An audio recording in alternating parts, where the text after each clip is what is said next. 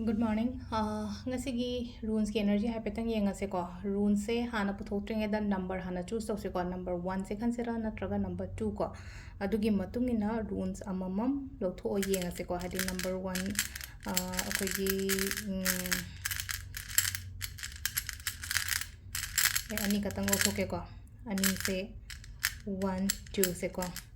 Number 1 ko. Quite first ki ko quite first ki symbol 1 khan ba ngai gina si lere ko aduga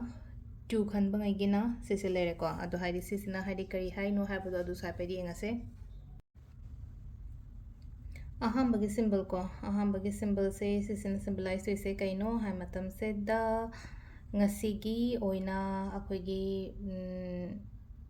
blessings leiba harasine ko hadi ishorna chanbiba nungai phaba numit habado dumai toroga piri ko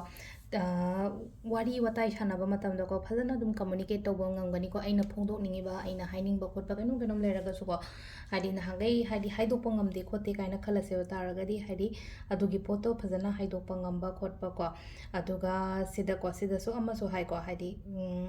ngasi gi oina sauba natraga ibuk egos kumba kai gumba pusalakano ngasi gi oina ekenom chake khotke haina khallagati ko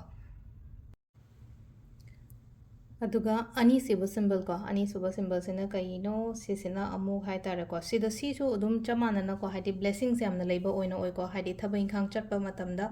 akhoi gi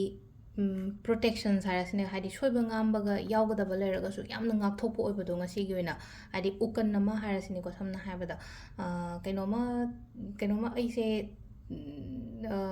tuge natraga thingjange khochange kainaga haraga so haida aido ngak thokpo oina oibado haduduna hadi samna haibada hadi ngasi blessings leigani shorgi aina chatluba tawruba khuding makta hai tare ko mana ngak piba senbiba haibado dumaina oina oi ko adu sida leire khoigi ngasi gi oina runes ki energy ki reading se ma'am